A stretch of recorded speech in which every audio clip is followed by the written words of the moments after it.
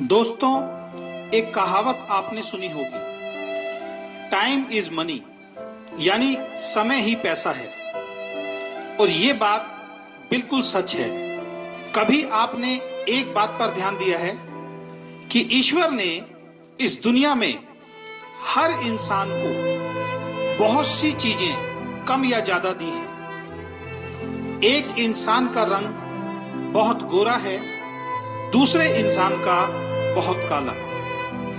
एक इंसान को बहुत लंबा बनाया, दूसरे इंसान को बहुत छोटा। एक इंसान को बहुत खूबसूरत बनाया और दूसरे को बहुत कम। एक इंसान को बहुत स्वस्थ बनाया, दूसरे को थोड़ा कमजोर। ऐसी बहुत सी चीजों में शायद ईश्वर ने हमसे भेदभाव किया है, लेकिन एक चीज ईश्वर ने हम सबको बराबर देकर भेजा है और वो है समय।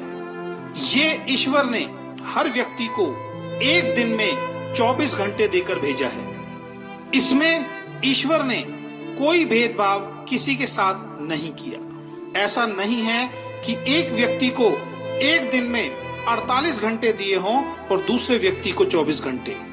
ईश्वर ने सबको बराबर समय देकर भेजा है और इस समय का उपयोग आप कैसे करते हैं, इसी पर आपकी सफलता या असफलता निर्भर करती है। एक व्यक्ति 24 घंटों का इस्तेमाल अपने जीवन को बेहतर बनाने के लिए करता है, दूसरा उन 24 घंटों को ऐसे ही खराब कर देता है। इस दुनिया में सबसे अमीर आदमी के पास भी एक दिन में 24 घंटे होते हैं और सबसे गरीब आदमी के पास भी एक दिन में 24 घंटे होते हैं। आप भी अपने आप को चेक करो कि आप अपने 24 घंटों का उपयोग कैसे करते हैं। इन 24 घंटों में अपनी जिंदगी को बेहतर बनाने के लिए आप क्या करते हैं। अगर आपका जवाब है कुछ नहीं, तो आपको सतर्क होना पड़ेगा।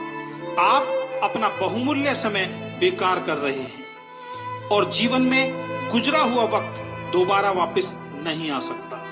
इस दुनिया में जिस इंसान ने समय की वैल्यू को समझा है, समय ने उस व्यक्ति की वैल्यू को बढ़ाया है। इसलिए कहा गया है कि जो समय की कद्र नहीं करता, समय भी उसकी कद्र नहीं करता।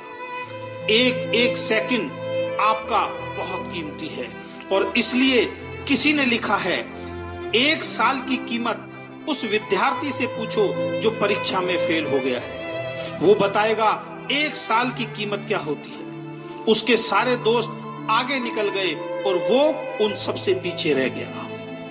9 महीने की कीमत उस माँ से पूछो जिसने 9 महीने अपने बच्चे को अपनी कोख में रखा। इन 9 महीनों तक उसने वो नहीं किया जो उसका मन चाहता था, बल्कि वो सब किया जो बच्चे के लिए जरूरी था।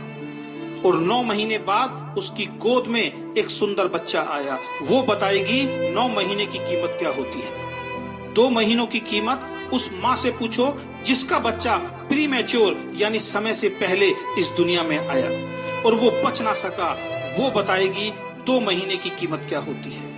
अगर 2 महीने और गुजर जाते तो आज उसका बच्चा उसके साथ होता।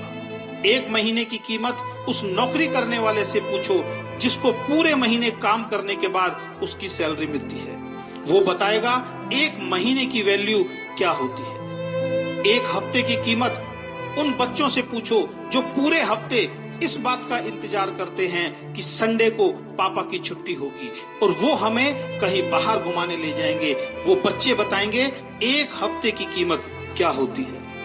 1 दिन की कीमत उस मजदूर से पूछो जो पूरे दिन काम करता है और शाम को पैसे ना मिलने के कारण उसके घर का चूल्हा नहीं जलता। वो मजदूर बताएगा 1 दिन की कीमत क्या होती है।